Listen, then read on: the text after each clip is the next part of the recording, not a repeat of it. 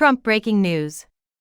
Why Democrats should fear Biden's polling. This week, Nevada hosts its party nomination contests, drawing political attention from across the globe. On Tuesday, in South Carolina's non-binding GOP primary, former Governor Nikki Haley was humiliatingly defeated.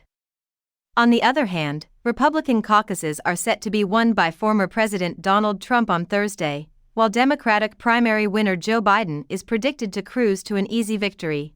Despite having hosted two of the most closely contested general elections in recent presidential history, Nevada appears to be unconcerned about the issue. That may be why Democrats ought to be worried that Trump has surpassed Biden in the most recent polls conducted in Nevada. Furthermore, Nevada represents a pattern across the country. For months on end, Biden has been plainly behind, a position no probable Democratic presidential candidate has been in since 2004. Over the weekend, an NBC News poll garnered a lot of attention for its possible general election results, which showed Trump with 47% support and Biden with 42%. To my surprise, it was just one of three recent surveys that found Trump to have a 4 or 5 point lead among registered voters. The others were CNN/SSRS and Reuters Ipsos. Despite averaging these results with last week's Quinnipiac University poll, which had Biden leading by 6 points, Trump still maintains a lead of approximately 2 points. Over the last half year, this lead has been rather constant.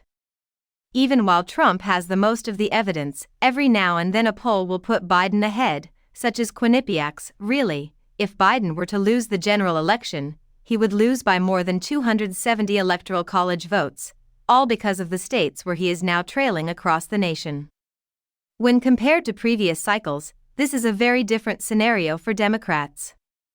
Not only in the aggregate of polls, but Biden was consistently lagging behind Trump throughout the 2020 campaign. In every national survey that CNN considered for publishing, he was further behind Trump. Looking further back, the 2016 average shows that Trump was only in the lead once, and only for a brief time. It was subsequent to the 2016 Republican National Convention. In the same vein, despite Republican Mitt Romney's apparent lead following the first GOP debate in 2012, President Barack Obama ultimately prevailed. During the 2008 presidential campaign, Obama faced up against Republican John McCain for the majority of the campaign, with the exception of a brief period following the GOP convention. The last Republican president to routinely outperform his Democratic opponent was George W. Bush in 2004. During the summer of 2004, Bush's lead over Democrat John Kerry would solidify following the Republican convention. In contrast to this year, Bush was the incumbent in 2004, just as Biden is now. When it comes to early voting, incumbents almost never lag behind. The year 2020 was Trump's. Prior to him? Since the introduction of modern polling, almost anyone has.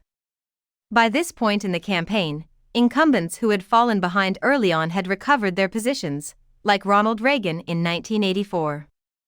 Even incumbents like Gerald Ford in 1976, who would trail for the most of the campaign, were still in the lead at this stage. Thomas Dewey lost an upset in 1948 after trading leads with Harry Truman in the early going. Dewey eventually settled into a permanent lead in the polls.